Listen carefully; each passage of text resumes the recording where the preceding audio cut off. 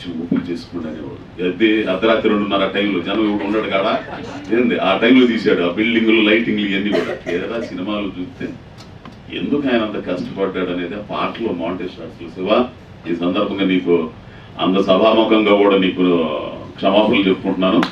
ఏంది అంటే ఒక పని చేసిన అంటే కొత్తోడివి కదా, ఎట్టొచ్చేట పోయిందులు ఇదొకటి కింద నుంచి పై నుంచి తీస్తే ఎయిటింగ్ టేబుల్ మీద ఏదో ఒకటి వేసుకోవచ్చు, మళ్ళీ ఆడపోయిన కాడిగా అది తీసిన బాగుండేది అనుకోకుండా ఉంటావు నువ్వు.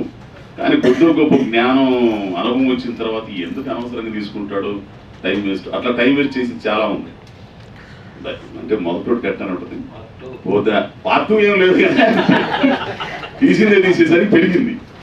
అట్లానే చందు గారికి ఇంకో విషయం ఏంటంటే, ఈ సినిమా కథని నమ్మి డబ్బులు పెట్టడానికి వచ్చారే వారి అబ్బాయి. ఏంది నిజంగా అబ్బాయి మీకు మాత్రం సెల్యూట్ అయ్యా. ఎక్కడో అమెరికాలో ఆ కల్చర్లో ఆ వ్యవహారంలో ఉండి కూడా ఒక మంచి సినిమా తీయాలనే ఉద్దేశం మీలో కలగడం అంటే మీ సంస్కారానికి నిజంగా హ్యాట్స్ ఆఫ్ అండి.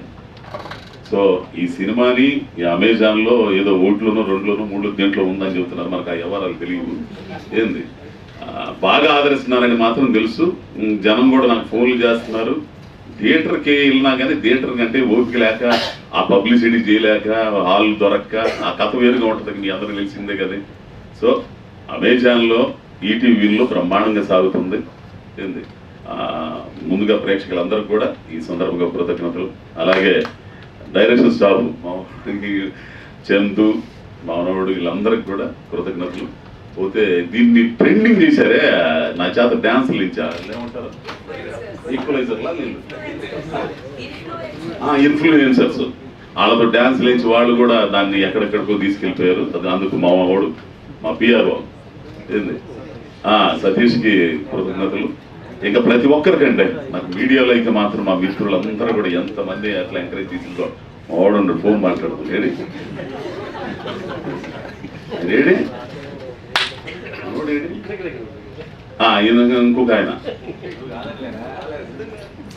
సో వీళ్ళందరూ కూడా అందరికీ పేరు పేరున కృతజ్ఞతలు. అంటే ఇంకోటి ఏంటంటే, నాకు ఐటీ సంబంధించి ఇన్కమ్ ట్యాక్స్ ఆఫీసర్ ఒక అతను ఉంటాడంటే